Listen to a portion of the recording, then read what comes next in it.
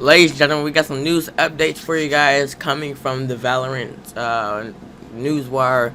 So, ladies and gentlemen, let's get into it. First, this is what they say at the beginning of the patch notes. After a full patch this time, Killjoy gets her first major update, which should empower more current play against her Nano Swarm, as well as reduce its damage. Viper, Breach, Sova, and Sage also get some worthy changes.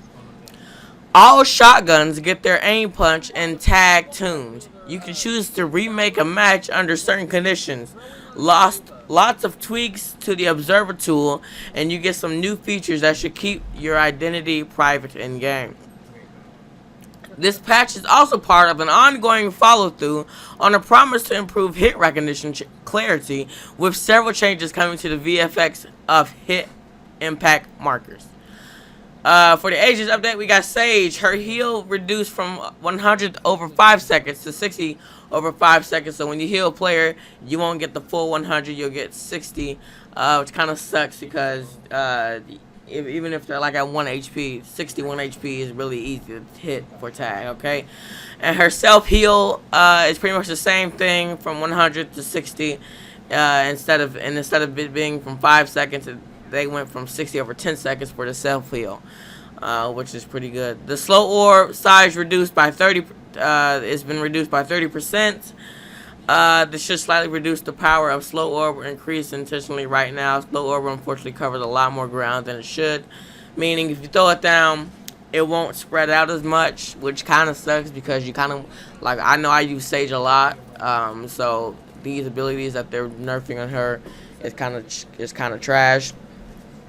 The cost reduced for the barrier orb went from 400 to 300, means you got to spend less coins or less in-game currency, whatever it's called. And fortifying barrier wall forms at 400 HP. After a 3-second delay, the wall becomes fortified to 800 HP. I guess that's good. Our hope to increase counterplay on barrier and reduce the strength of the wall during reactivate use. Killjoy, her Nano Swarm, added a brief wind-up before damage begins. DPS reduced from 60 to 40.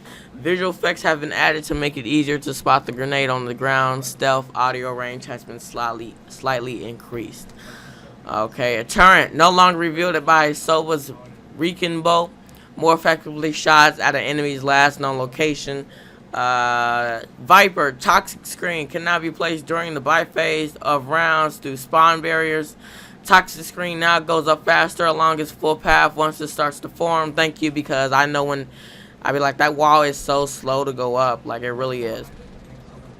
Viper's DK on all smoke abilities no longer affects allies. Thank you.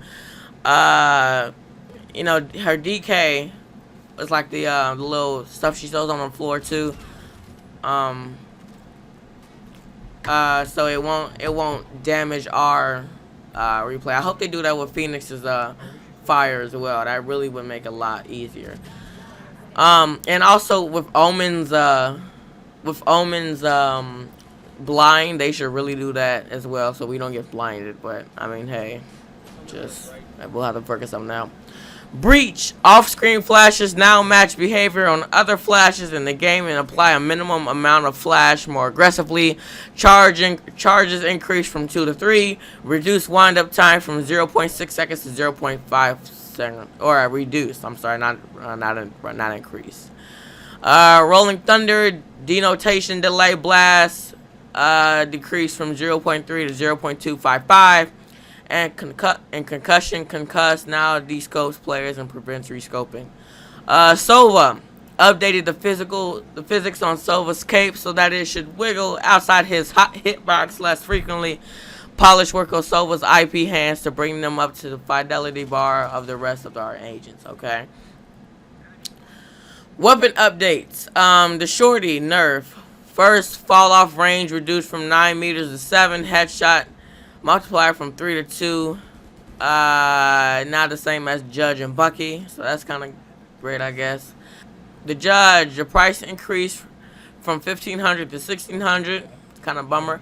Desire here is to see if giving the Judge a little hit paired with the other shotgun changes moves the needle when playing against the gun. We'll continue to monitor and make other changes if necessary.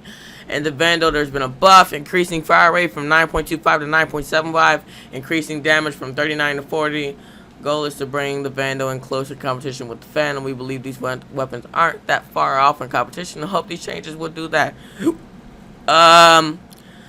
For you people that play competitive, when a match begins with a 4v5 or more loop-sided teams, players will now have the option to end the game, and they're in a queue for a new one. If a player is disconnected at the start of the match, beginning of buy phase, through the entire first round, a remake call will be triggered at the start of the second round by typing remake in chat or /remake.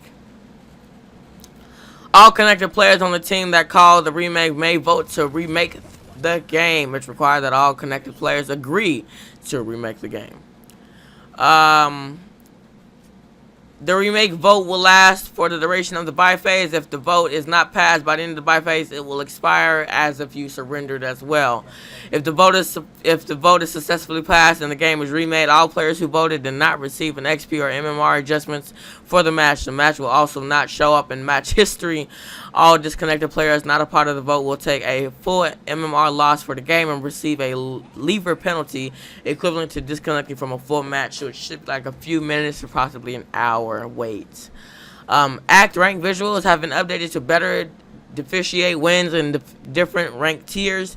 They've changed some potentially misleading verbiage in the restriction message for players who need to play more unrated games to unlock competitive message. Ladies and gentlemen, that is the news for Valorant. I'm going to start doing news. I'm going to try and be updated on here when the patch notes go live. But ladies and gentlemen, that is all for today. Hope you guys enjoy it, and I'll see you guys in the next one. Peace.